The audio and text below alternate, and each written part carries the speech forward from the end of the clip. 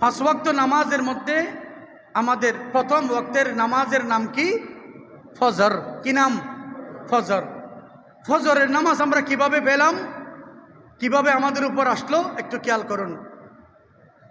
আমাদের বাবা আদম আলাইহিস সালাম, যার কারণে আল্লাহ, যার মাধ্যমে আল্লাহ বনি আদমের কি করেছেন? পৃথিবীর মধ্যে চাষ করেছেন। বনি আদম সৃষ্টি হয়েছে আদম আলাইহিস সালামের মাধ্যমে। সেই আদম আলাইহিস সালাম ছিলেন কোথায়? জান্নাতের মধ্যে। কোথায়? গুন্দুম ফল খাওয়ার কারণে আল্লাহ আদম ও হাওয়া আলাইহিমা সালামকে জান্নাত থেকে অবতরণ করে দুনিয়ায় প্রেরণ করলেন। প্রথম একটি রওয়ায়াত বর্ণনা শুনুন। ওনাকে যখন নিক্ষেপ করা হলো তখন ছিল রাত। কি ছিল? রাত।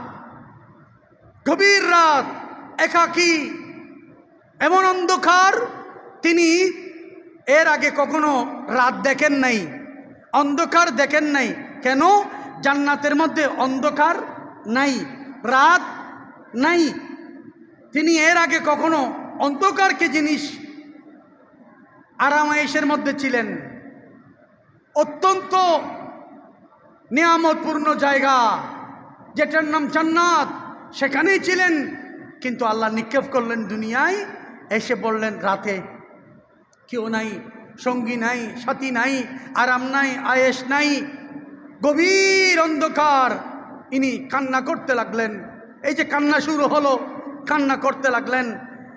অত্যন্ত ভয়, অত্যন্ত ভীতিসন্ত্রস্ত হয়ে উনি রাতটা যখন অতিক্রম করছে, তো রাতের পরে দুনিয়ার সিস্টেম অনুযায়ী দিন আসে না নাই। যখন আস্তে আস্তে যখন রাত কেটে যাচ্ছে, আস্তে আস্তে সুবহে সাদিক হচ্ছে, আস্তে আস্তে একটু আলো দেখলেন, তখন তার অন্তরের মধ্যে শান্তি পেলেন। সুবহানাল্লাহ।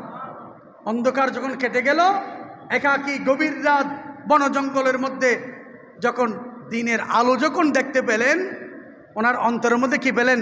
একটু শান্তি পেলেন। অন্তর স্থিতি হলো।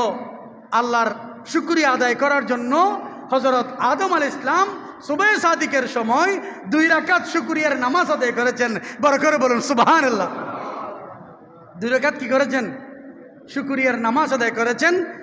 আল্লাহর কাছে ওই নামাজ এত বেশি পছন্দনীয় হয়েছে, বান্দার জন্য সর্বপ্রথম সকালবেলা সুবহে সাদিকে আমাদের জন্য 2 রাকাত নামাজ ফরজ করে দিয়েছেন। বড় করে বলুন সুবহানাল্লাহ। অন্য বর্ণনায় আছে হযরত আদম আলাইহিস সালাম দুনিয়ায় অবতরণ হওয়ার পর তিনি এক জায়গায়, ওনার বিবি হাওয়া এক জায়গায়, পৃথিবীতে আর কিছু নাই, শুধু দুনিয়া, বন জঙ্গল, কিছুই নাই। কোনো মানব দানব এখনো সৃষ্টি হয় নাই।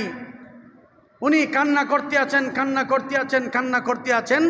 কান্না করতে করতে 350 বছর, অন্য রওয়ায়াত আছে 360 বছর, উনি কি করলেন?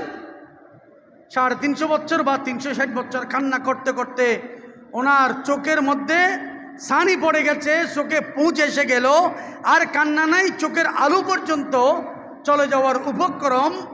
শেষ পর্যন্ত আল্লাহ পাক রব্বুল আলামিন ওনাকে আরাফাতের ময়দানে ওনার তওবা কবুল করে ওনাকে এবং মা হাওয়াকে মিলন করিয়ে দিলেন, সংযোগ স্থাপন করিয়ে দিলেন। দুনিয়ার স্বাভাবিক জীবন উনি ওনার বিবিকে নিয়ে পেলেন। সেটা ছিল আরাফাতের ময়দানে সুবহে সাদিকের সময়। বড় করে বলুন সুবহানাল্লাহ। যখন রাতের অন্ধকার কেটে সকাল আসছে সুবহে সাদিকে, উনি যখন ওনার সাথীকে পেলেন, ওনার সঙ্গীকে, ওনার বিবিকে পেলেন, আল্লাহর দরবারে শুকরিয়া আদায় করলেন। আল্লাহ ওনার তওবা কবুল করলেন, ওনার দোয়া কবুল করলেন। তখন তিনি 2 রাকাত নামাজ আদায় করেছেন। বড় করে বলুন সুবহানাল্লাহ। সেখান থেকেই আমরা 2 রাকাত ফজরের কি পেয়েছি? নামাজ পেয়েছি, ফরজ নামাজ।